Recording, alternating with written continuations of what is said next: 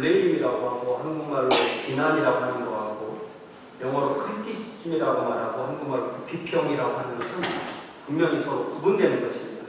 비난은 나쁜 감정과 나쁜 목적으로 하는 거고요. 비평은 합당한 이성의 근거에서 하는 것입니다. 그래서 비난은 다른 사람의 허물이나 잘못이나 약점을 드러내고 나쁜 목적을 갖고 말하는 거고요. 비평은 다른 사람의 허물이나 잘못이나 약점을 고칠 수 있도록 선한 의도로 가지고 말하는 거죠. 특별히 그 학문의 세계에서는 비평이 학문을 발전하도록 돕는 하나의 원동력이 됩니다. 또 돈을 내고 가르침을 받는 사람은 돈을 받고 가르치는 사람에게서 비평도 받고 조언도 받아야 됩니다. 비평도 받지 않고 조언도 받지 않는다면 굳이 돈을 내고 가서 시간을 들이고 에너지를 들이고 학점을 받고 학위를 받고 할 필요가 없는 것이죠. 네, 그러니까 이렇게 비평을 받는 것이 당연한 것입니다. 학자들끼리 서로 피어 리뷰라고 해서 서로 비평을 해서 학문이 맞는지 또 어떻게 발전되는지를 확인하게 되는 것입니다.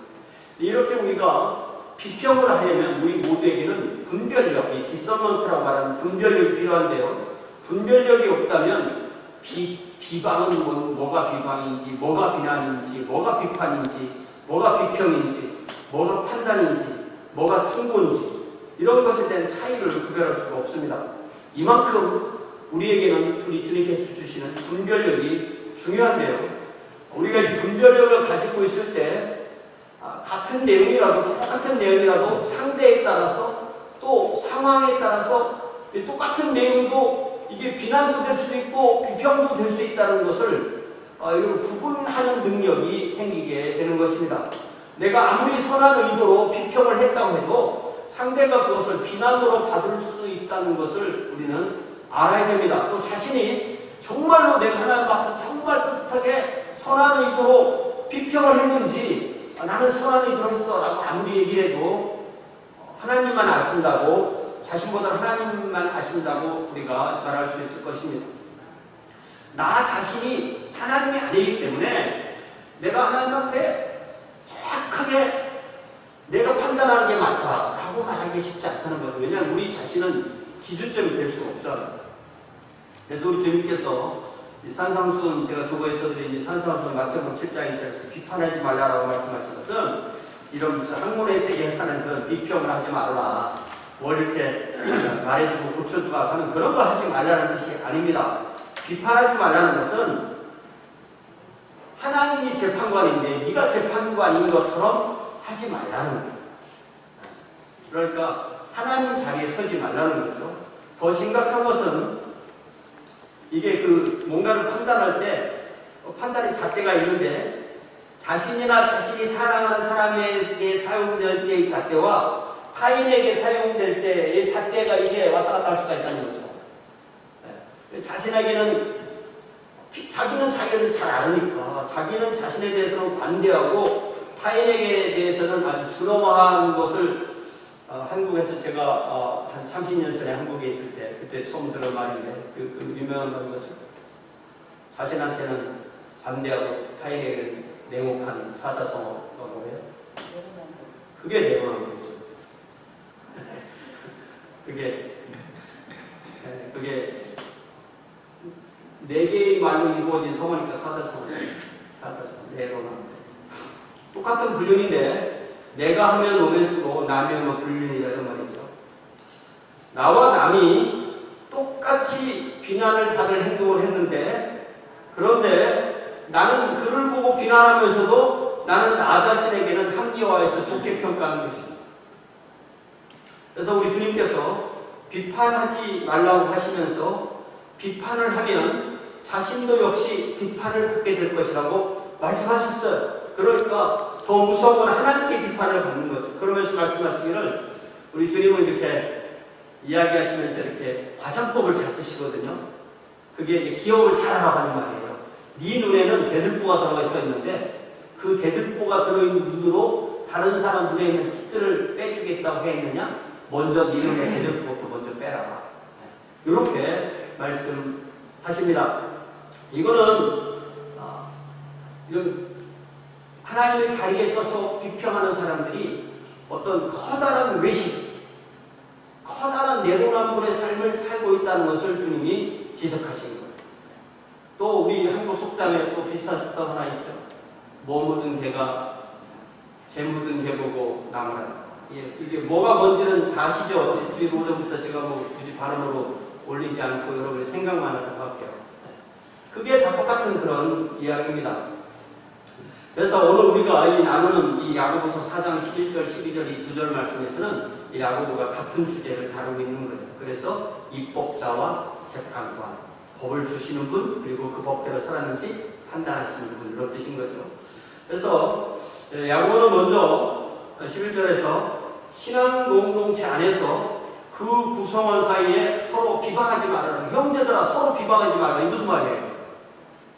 같이 모여서 음식면 같이 모여서 매주 가정에서 모여서 이렇게 예배드리는 초대교회 성도들 사이에 서로 비방하는 일이 절대 없었는데 저런 말 하겠어요?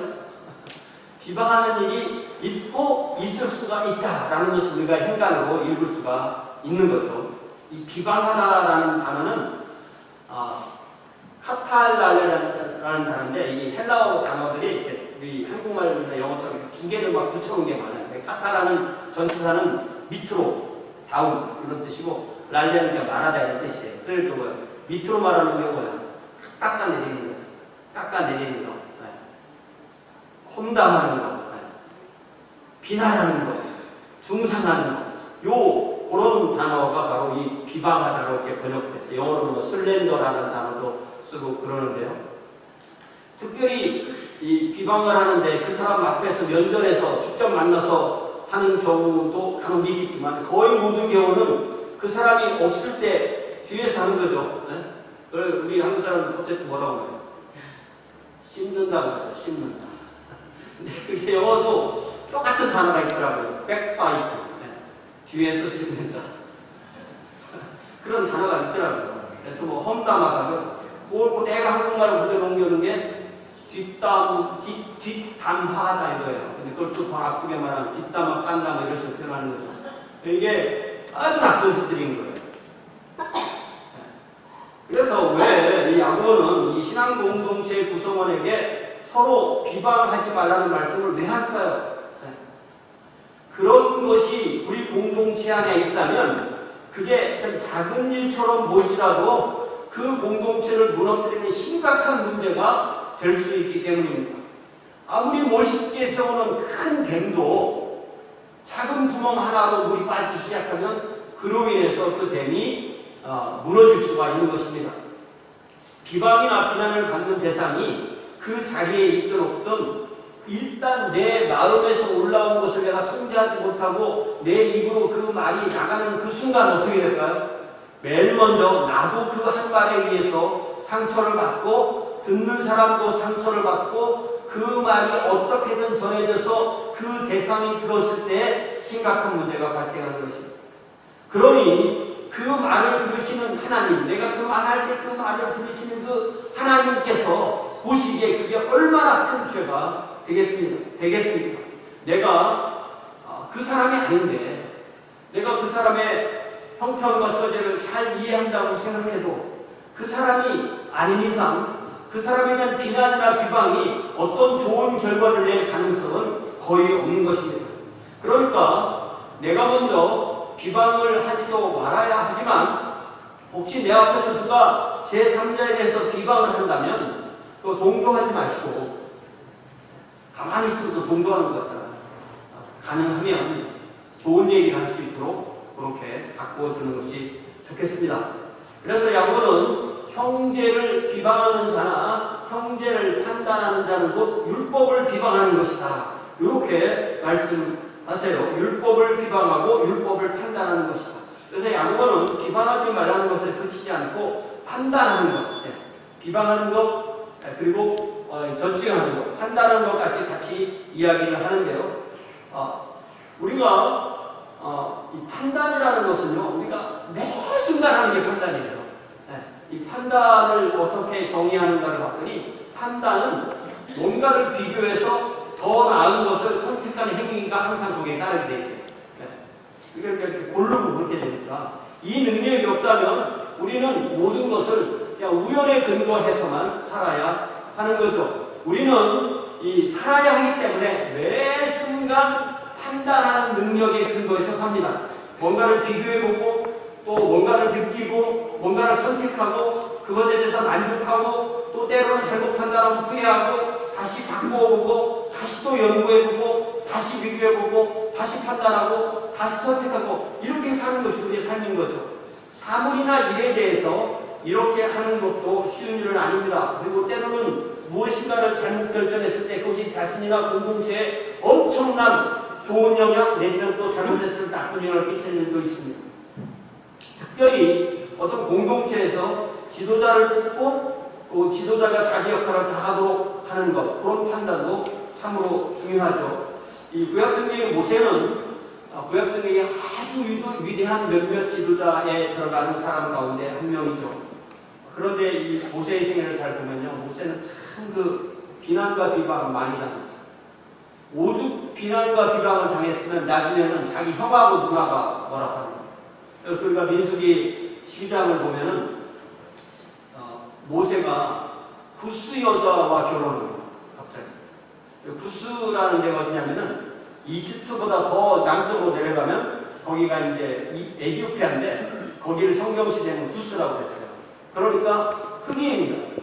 그러니까 이 이스라엘 여자를 부인으로 삼지 않고 이방인을 삼는 거 보니까 아마 이집트에서 이렇게 이스라엘에 들어온 사람하고 결혼한 것 같아요. 그런데 이 출애굽 18장에서 십보라 얘기 한번 나오고 십보라 얘기 전혀 나오진 않아요. 그래서 아마 이때쯤 돼서는 십보라는 아마 돌아가시지 않았나 이렇게 생각해 볼 수가 없고요. 그래서 이렇게 두 번째 결혼을 하는데 이스라엘 여인을 택하지 않고 이방 여인을 택한 거예요. 이거를 가지고 형과 누나가 다 비난을 하는 거예요. 뭐라고 하냐면 구스 여인 그 얘기는 안 해요. 뭐라고 말하냐면 여호와께서 모세와만 말씀하셨냐? 우리와도 말씀하지 않느냐? 그러니까 둘이 얘기하는 거예요. 둘이 모세 오는 데서. 그래서 모세가 없는 자리에서 아론과 미리암 둘이 서로 이런 말을 하는데 이 말을 누가 들었대요? 이 말을 하나님이 들으십니다. 모세보다 먼저 하나님이 들으세요. 모세는 온유함이 지면의 모든 어떤 사람보다 더하다고 했는데 그 형과 누나에 대해서 어떠한 대응도 하지 않습니다. 이때 하나님께서 셋을 콕 집어서 회막 앞으로 나오라고 부르세요. 그러더니 그 다음에는 미리암과 아론을 더 하나님 앞으로 나오라고 부르세요. 그리고 하나님은 왜 이렇게 하시냐면은 모세에게 직접 자기 누나와 형을 상대로 재판관이 되는 그것을 막으신 거예요. 그러니까 우리가 재판관이 되는 것을 최대한 하나님은 막아주신다는 것을 우리가 기억할 수가 있습니다. 그래서 그 장의 8절 뒷부분에 보면은 하나님께서 아론과 미리암에게 너희가 어찌하여 내 종 모세 비방하기를 두려워하지 않느냐라고 책망하시고 진노하세요. 그러니까 이 모세가 이 구스 여인과 결혼한 거 얘기는 이 형과 누나도 얘기 안 하고 하나님도 얘기 안 하세요. 그거는 하나에게 촉발된 것이고 더 근본적인 것은 모세의 어떤 그 지도자됨을 공격하는, 비방하는 그런 것입니다. 하나님도 이 모세가 구스 여인을 취한 것이 옳다 그러다 이런 말씀 하나도 하지 않으심으로써 그것이 아무런 문제가 없다는 것을 분명히 보여주십니다. 우리는 이 사건을 통해서 하나님 앞에서 우리가 너무나 쉽게 어떤 사람의 삶에 대해서 비방하는 그런 재판관 역할을 하기가 너무나도 쉽고 동시에 그것이 얼마나 두려운 일이고 얼마나 어려운 일인가 하는 것을 알 수가 있습니다. 성경을 읽다 보면 우리 한국말이 좀 어려운 단어들이 많은데 비방에서 한 칸 더 나아가는 것을 참소라고 해요. 참소라고 들어봤어요? 성경에 나오는 참소. 참소라는 것은 타인을 헛뜯어가지고 없는 죄를 있는 것처럼 꾸며서 오해받치는 행위를 참소라고 그래요. 그래서 이 성경을 보면 이 참소, 그냥 존재 자체가 참소가 목적이야. 난 이 세상에 사는 존재가 참소야 하는 존재가 있는데 그 존재를 뭐라고 불러요? 그걸 사탄이라. 사탄의 주업이 뭐냐면 참소하는 거예요. 그래서 우리가 객관적인 사실에 근거해서 비난한다고 생각하지만, 비난받아 마땅하니까 비난한다고 하지만 그 비난에 자기 감정이 들어가고 또 그 비난에는 참과 거짓이 실수로 오해하고 우리가 얘기할 수 있잖아. 혹은 참 사이에 거짓을 고의로 섞어 놓을 수가 있기 때문에 이 참소하는 일을 하는 것은 사탄의 일을 그대로 하는 거예요. 그래서 이 참소라는 단어가 좀 어려우시면 그걸 오늘날 이 법적인 용어로 바꾸면 그걸 무고라고 해요. 무고. 아무 탈이 없다는 말이 아닙니다. 아무 탈이 없다는 좋은 말이고요. 무고라는 것은 없는 일을 거짓으로 꾸며서 사법기관에 거짓으로 고소고발하는 것을 무고라고 해요. 무고는 형사상의 죄입니다. 사람을 없는 걸 근거로 고발하면은 그 고발한 사람이 가서 재판을 받아야 돼요. 이처럼 판단이 어떤 사람을 향한 것이라면 어떤 일을 판단하는 게 아니라 어떤 사람을 상대로 판단하는 것은 항상 훨씬 더 어려운 거예요. 왜냐하면 야고보가 말하듯이 21절에도 말하듯이 판단의 기준은 내가 아니라 하나님과 그분의 말씀인데 자기가 하나님과 그분의 말씀에 자리에서는 행동하는 것이 판단입니다. 그래서 만일 율법을 판단하면 율법의 진행자가 아니고 재판관이다 이렇게 말하죠. 그러니까 야고보의 의식의 흐름은 뭐냐면 이렇게 되는 겁니다. 형제를 비방하거나 판단하냐? 그것은 하나님의 말씀을 비방하고 판단하는 거다. 그러면 네가 그 말씀대로 사는 존재가 아니라 네가 그 말씀을 재판하는 재판관이 된다. 그런데 12절에 보니까 그렇다면 너는 하나님이네. 그 흐름이 딱 그런 거예요. 그래서 네가 율법의 재판관이 되지만 재판관과 입법자는 오직 한 분이시니 능히 구원하시고 멸하기도 하시느니라. 너는 누군데 네가 입법자고 재판관이냐? 네가 누군데 이웃을 판단하냐? 이렇게 말합니다. 야고보의 기준은 명확한 거예요. 입법자와 재판관은 오직 한 분이시니 능히 구원하시고 하고 멸하기도 하시느니라. 하나님만 입법자도 되시고 재판관도 되십니다. 사람은 하나님이 세우신 법을 준행해야 되는 존재입니다. 그 법을 따라 살면 하나님 앞에 사는 것이고 그 법을 따라 살지 않으면 죽는 것입니다. 하나님이 살리기도 하고 죽이기도 하시지만 사실은 하나님은 그 법을 주시고 법대로 살면 산다고 했던 거죠. 그러니까 이 아담과 하와에게 선악을 하는 나무의 열매를 주시고 이거를 먹지 말아라. 먹으면 죽고 안 먹으면 산다. 라고 말씀을 주셨기 때문에 그 말씀을 순종하면 사는 것이고 그 말씀을 불순종하면 죽는 것이 되는 것입니다. 그러니까 이 선악을 알게 하는 나무 열매를 먹지 말라고 하신 이 첫 번째 율법에서부터 모든 율법에는 언제나 누구에게나 적용되는 원칙이 있는데 그것이 무엇이냐면 하나님의 말씀을 순종하면 살고 순종하지 않으면 죽는다. 이게 가장 기본적인 원칙입니다. 그래서 이 법이라는 것이요. 이 법학이라는 것이 이제 인간이 만든 법이라는 건 엄청 시스템이 크잖아요. 근데 법이 근본적으로 하나님께로부터 오는 거예요. 네. 모든 법은 하나님께로부터 나오는 것입니다. 모든 법은 성경에 있는 모든 법은 하나님과 사람 사이의 관계 그리고 사람과 사람 사이의 관계에 대한 모든 약속을 모아놓은 것이 법이죠. 그러니까 인간으로서 어떤 내가 인간인데 통치자가 되고 재판관이 되고 검사가 되고 변호사가 되는 것들은 하나님으로부터 그 권한을 위임받아서 사용하는 겁니다. 제가 제 아내하고 그런 얘기를 하는데 제가 개인적으로 모든 인간의 직업군이 있잖아요. 직업군 중에서 사람이 할 수 있는 일 중에서 가장 어려운 일이 뭐냐? 뭐 목사냐, 뭐 의사냐, 판사냐, 뭐 정치인이냐 그렇게 할 때 저는 판사, 검사, 변호사 이 법조인이 사람이 하는 일 중에 제일 어려운 일인 것 같아요. 제 생각입니다. 네. 판사를 생각해보면 판사는 법과 양심의 근거에서 재판을 한다고 하는데 자기가 법을 정확하게 이해했는지 어떻게 알아요? 자기 양심이 항상 옳은지 어떻게 알아요? 그런 법 정신을 오해할 수도 있고 자기의 양심이 그릇될 수도 있습니다. 검사는 그 사람의 존재 목적이 사람 나쁜 거 찾는 게 목적이에요. 삶의 목적이. 그런데 그보다 더 나쁜 건 뭐냐면 그 죄가 있는데 무슨 이유로든 그 사람을 기소하지 않을 수도 있고, 검사의 기소권이라는 것이. 또 죄가 없는데 자기 것도 크게 만들어서 기소할 수도 있어요.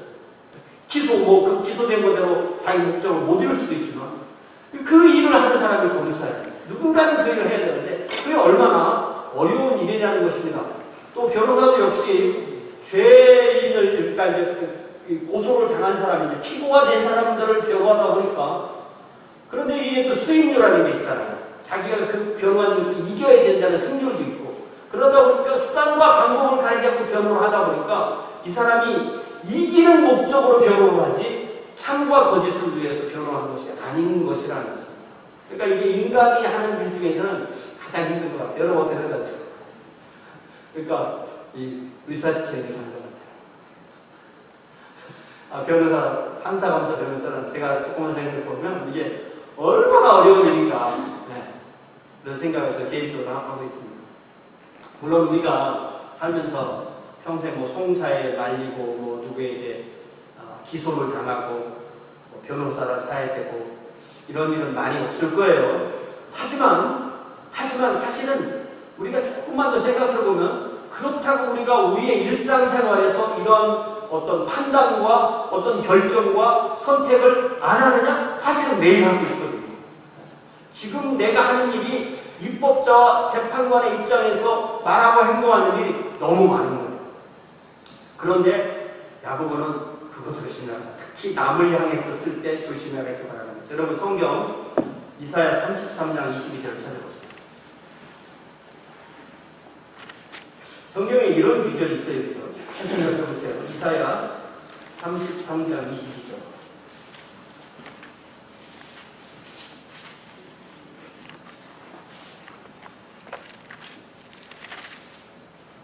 구약성경 1006년 이사야 33장 22절. 대저 여호와는 누구예요? 우리 재판장이시오. 여호와는 우리에게 율법을 세우신 이시오. 그러니까 로기버라는 거죠. 여호와는 우리 왕이시니 그가 우리를 구원하실 것입니다. For the Lord is our judge, the Lord is our lawgiver, and Lord is our king. 그러면 우리가 이 삼권 분립이라는 걸 들어보셨잖아요, 그죠? 프랑스 계몽주의 철학자 몽테스크에, 이 사람이 이제 1600년, 1700년 사람인데 1748년에 법의 정신 이런 책을 통해서 한 나라가 잘 돌아가려면 이 어떤 권력을 이렇게 분리를 해야 되는데 어떻게 분리해야 되냐면 입법권, 법을 정하는 사람들, 그다음에 그 법대로 잘했는지 그것을 재판하는 사법권, 그리고 그 법대로 나라를 다스리는 행정권, 이게 세 개로 나누어야 된다는 것을 가장 정확하게 정리한 사람이 몽테스크에라는 거예요. 그죠? 자, 그러면 이 법은 뭐예요? 이 법은 국민이 뽑은 대표가 의회에 모여서 법을 정하는 거죠. 사법도 국민이 뽑은 판사들로 이루어진 재판관이 하는 거고, 행정도 국민이 뽑은 정치가들이 하는 것입니다. 이 세 권력이 서로 독립되어 있어서 한 나라가 잘 운영될 때 그 나라는 민주주의가 제대로 작동하는 거죠. 그런데 지금 우리가 읽은 이 이사야 33장 22절을 다 보면, 이사야 33장 22절을 잘 보면 하나님은 우리의 재판장이시고 하나님은 우리의 사법권자신 거예요. 그리고 하나님은 우리에게 법을 주시는 분이시니까 입법권자신 거예요. 그리고 하나님은 우리의 왕이시니까 또한 행정권자시고. 그러니까 하나님은 이 세 가지를 다 갖고 계시다. 하나님은 입법권, 사법권, 행정권을 다 가지고 계신다는 뜻입니다. 그리고 사람이 가지는 이런 권한은 하나님의 권한을 하나님의 권위 아래서 제한적으로 나누어 주는 거예요. 그러니까 하나님은 하나님이 세우신 법에 심판을 안 받으세요. 인간은 자기가 법을 세웠어도 그 법을 지키지 않으면 자기가 그 법의 심판을 받아야 돼요. 판사, 검사, 변호사도 법의 심판을 받아야 되는 것입니다. 대통령도 받아야 되는 것입니다. 그러니까 어떤 사회라도 법률을 따라야 되고 잘못하면 재판을 받아야 되고 그러한 행정의 권위 아래 있는 것입니다. 그러면서 야고보는 이 절을 마치면서 네가 누구이기에 이웃을 판단하느냐. 또 앞에서는 형제를 비방하지 말라. 그러니까 형제와 이웃을 굳이 구별하지 않는다. 형제를 비방해서도 안 되고 이웃을 판단해서도 안 된다. 그러니까 형제 자매의 경우나 이웃의 경우에나 모든 이 비방하지 않고 판단하지 않는 이 말씀은 적용되어야 한다는 것입니다. 그렇다면 우리는 모든 것에 있어서 분별력도 버리고 선하게 판단도 하지 말고 어떤 문제를 해결하기 위해서 적극적으로 나서지도 말라. 그런 뜻입니까? 그냥 아무것도 하지 말고 판단 중지.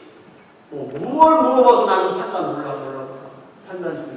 그걸 말하는 게 아니에요. 야고보를 통해 주신 말씀 그게 아닙니다. 하나님은 야고보를 통해서 우리가 사탄의 하는 일에 참여하지 말아야 합니다.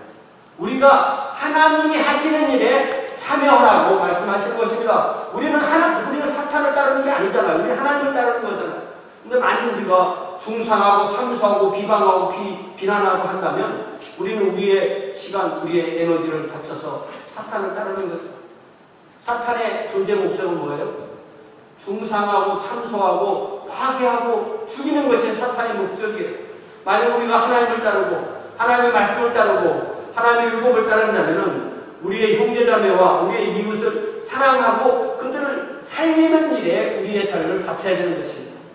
그래서는 우리가 어떤 말씀으로 이 말씀을 나누면 좋겠나 해서 로마서 12장을 같이 나눴으면 좋겠어요. 여러분 로마서 12장을 펴보세요. 어떻게 하면 우리가 서로 살릴 수 있는가? 로마서 12장 14절부터 볼게요. 그러니까 공동체 구성원이 어떻게 행동해야만 공동체가 바르게 서고 서로 살려줄 수 있는가? 14절에 보니까 먼저 박해하는 자를 축복해라. 축복하고 저주하지 말라. 초대교회는 언제나 박해 상황 가운데 있었습니다. 박해에 대한 가장 이 그리스도인이 승리할 수 있었던 이유는 뭐냐면 박해하는 사람들을 위해서 축복을 해주는 거예요. 예를 들면 우리가 신약성경에 보면은 스데반이나 야고보 사도나 박해를 받고 순교했잖아요. 그런데 스데반은 그 돌을 맞아 죽어가는 그 순간에도 그 돌을 던지는 사람들을 용서해달라고 그들을 대신해서 주님께 기도하고 그들을 위해서 축복하는 거예요. 그러니까 우리가 축복 반대가 저주잖아요. 그죠? 그런데 축복도 하려면 말로 하는 거고 저주도 말로 하는 거예요. 그죠? 그런데 그 축복과 저주는 다 그게 사실은 기도예요. 기도형입니다. 그러니까 앞에 매이자가 붙은 거예요. 축복도 기도고 저주도 기도예요. 그러니까 축복도 하나님이 들으시고 저주도 하나님이 들으시는 거예요. 우리 주님은 뭐라고 말씀하시냐면은 남의 집에 들어갈 때 그 집에 위해서 축복을 빌어라. 그 축복이 그 사람에게 합당하면 그 축복이 그 집에 내릴 거다. 근데 만약에 그 축복이 그 사람에 합당하지 않으면 네가 드린 모든 축복이 너한테 온다. 그러니까 가능하면 못된 것들을 골라서 축복을 해야 되나? 어쨌든 축복을 어쨌든 많이 하면 결국은 축복이 그 사람에게도 가고 나한테도 온다는 거잖아요. 근데 이걸 거꾸로 저주에다 만약에 적용을 하면 저주를 했는데 그 저주가 그 사람에 합당하지 않으면 그 저주가 나에게 온다고 됩니다. 그렇게 적용도 해볼 수 있잖아요. 이게 얼마나 우리가 무서운 것인가를 알 수가 있습니다. 우리가 심히 두렵고 떨림으로 우리 입에서 나간 말을 하나님 들으신다. 하나님이 그것대로 행하시면 어떻게 될까? 이 생각을 해보는 거죠. 15절에 뭐라고 말씀하시냐면은 즐거워하는 자들과 함께 즐거워하고 우는 자들과 함께 울어라. 이게 바로 공감이죠. 공감. 엠패티라는 것은 이게 서로 감정이 통하는 거예요. 서로 피가 흐르듯이 온기가 통해지는 것입니다. 그러니까 나는 누가 울어도 안 울고 누가 웃어도 안 웃고 누가 기뻐도 안 웃고 이런 사람을 뭐라고 부르냐면 이걸 소시오패스라고 합니다. 여러분 소시오패스라는 말 들어보셨죠? 무서운 말인 게 무슨 말이냐면 함께 살지 못한다는 뜻이에요. 그러니까 혼자밖에 없다는 거예요. 그러니까 이 세상에 다른 존재는 사람으로 여기지 않고 자기 딱 하나만 사람으로 여깁니다. 그러면 그리스도인이 내 교회, 내 가정 요거만 챙기는 것도 사실은 좋은 건 아니에요. 우리 주님께서 우리를 그렇게 짓지 않으셨어요. 우선적으로 자기 가정, 자기 교회를 챙기지만 거기에서 멈추지 않아야 되는 것입니다. 하나님의 자녀이고 그분의 왕국 백성인 우리는 하나님의 공동체인 교회뿐만 아니라 우리의 가정뿐만 아니라 우리의 이웃과 또 하나님의 사명과 하나님의 목적을 생각해야 되는 것입니다. 그래서 우리는 언제나 어디서나 어떤 상황에서나 하나님을 드러내는 존재로 살게 됩니다. 하나님과의 바른 관계를 가지면 이웃과의 바른 관계로 드러나게 되고 교회 안에서 바른 관계로 드러나게 되는 것입니다. 또 17절에서 사도 바울은 아무에게도 악을 악으로 갚지 말고 모든 사람 앞에서 선한 일을 도모하라 라고 하셨어요. 무엇이 선이고 무엇이 악인지를 일단 분별해야 되겠죠. 하나님께서 무엇이 선이냐면 하나님께서 선이라고 한 게 선인 거예요. 하나님께서 악이라고 하신 것이 악인 것입니다. 우리는 하나님의 말씀을 통해서 무엇인지 선인지 무엇이 악인지 판단하고 우리는 우리에게 악을 행하는 이에게 선으로 갚아야 된다는 거예요.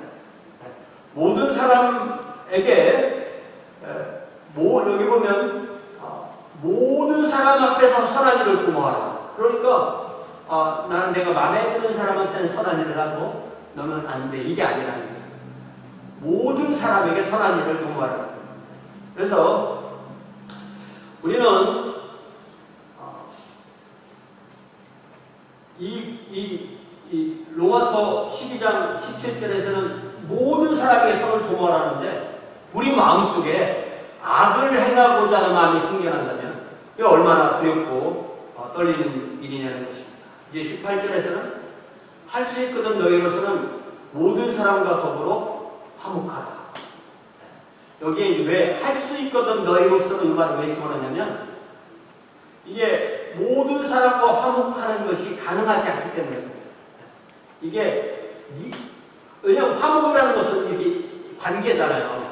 내가 아무리 화목하고 싶어도 상대가 화목하기를 원치 않으면 못하는 거예요. 그래서 그냥 하나님 앞에서 그냥 내가 그 사람에게 화목합니다라고 이렇게 하나님과는 할 수 있어요. 그 사람과는 이게 될 수가 없습니다.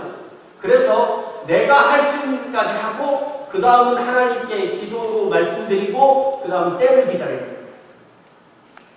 왜냐하면 이 사람과 화목할 수 있는 능력도 사람마다 그 캐패시티가 능력이 다르기 때문에 내가 할 수 없는 걸 하나님 요구하시는 게 아니에요.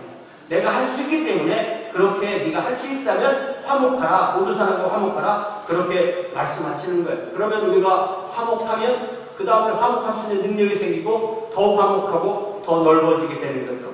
그래서 기도하라고 하시는 것이고 기도해서 그 사람을 축복하면 하나님께서 기회를 만들어 주시는 거예요. 그러니까 우리가 기도하는 우리의 기도에 우리가 이름을 올리는 그 사람이 바로 우리가 하나님 우리에게 주신 사람이고 우리가 그만큼 넓어지게 되는 것입니다.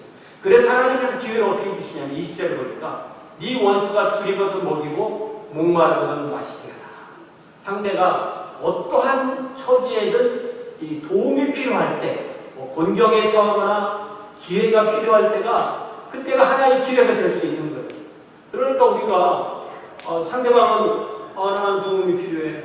또 우리 쪽에서는 청하지도 않았는데 이렇게 하면 중간에 생겨요. 그래서 여기서 여기 쪽에서나 한 가지 해야 될 게 뭐냐면 최소한 우리가 최소한의 최대한이 아닙니다. 최소한 뭘 해야 되냐면 물어는 봤어? 이거는 해야 돼. 무슨 도움이 필요해? 뭘 도와줄까? 찾아가는 가봤어? 전화는 해봤어? 연락은 해봤어? 요건 최소한이에요. 그래야만 요 빈 사이가 메워지게 되는 것입니다. 그것이 바로 적극적으로 다가가서 도움을 제공하는 시작이 되는 것이고 그럴 때 하나님께서 상대방의 마음이 풀어지게 하시고 관계가 다시 살아나게 하시는 것입니다. 그리고 이제 21절에서는 사도 바울이 뭐라고 말하냐면 악에게 지지 말고 선으로 악을 이기라 이렇게 말씀하셨어요. 악으로 갚는 게 악에게 지는 거예요. 사탄이 원하는 게 바로 그것입니다. 그러니까 싸움을 걸어오면 그걸 맞부터 싸우는 것은 지는 거 이미. 상대가 참수하고 주사하고 비방하고 비난해도 나는 그걸 대응하지 않고 악으로 대응하지 않는 게 이기는 것입니다. 그러니까 내가 또 거기다 더 하고 더 참수하고 더 주상하고 더 비방하고 더 비난한다면 우리가 악에게 지는 것입니다. 사탄에게 지는 것입니다. 그러면 우리는 하나님의 자녀로서 우리가 할 일은 우리가 알아요. 그게 뭐냐면 우리가 축복하고 사랑하고 선으로 갚아주고 화평을 도모하는 것입니다.